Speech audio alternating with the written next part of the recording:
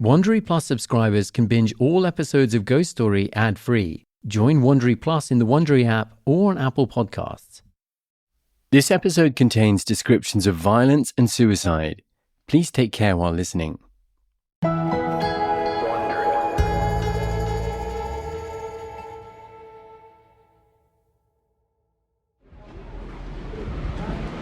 Okay. Today's a pretty big day. Yeah, we're going to meet our first one of the Americans, which is really exciting, and I'm feeling quite nervous actually right now. It's a rainy autumn afternoon in London, and Annie and I are standing outside a studio waiting for someone to show up. Someone who used to live in my childhood home on Queen's Road. What are you nervous about? Well, I've spent so long thinking about this family and never really expecting I was going to be able to meet anyone from this family.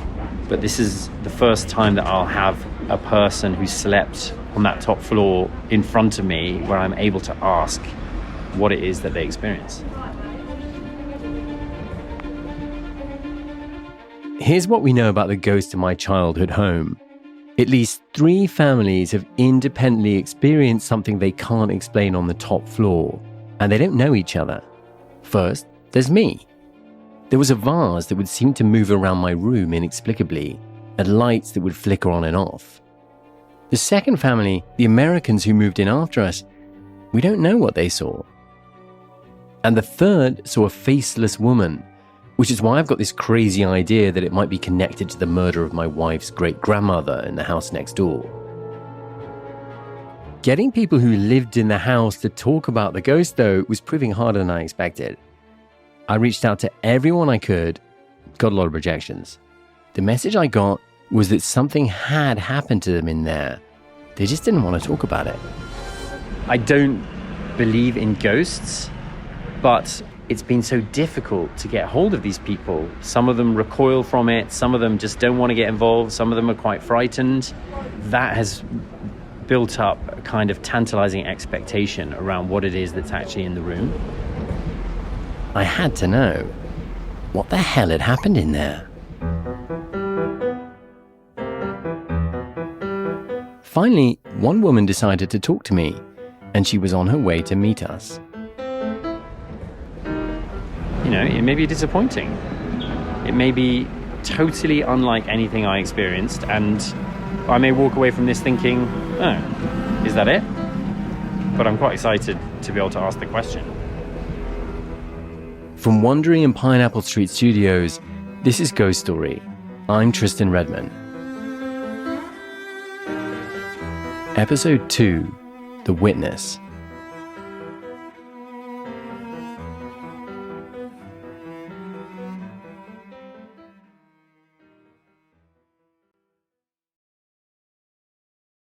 I do wonder if you would introduce yourself to us. Sure. Yeah. Okay, my name's Sonia, and I moved to London in 2006 because my family was living already in the Richmond house.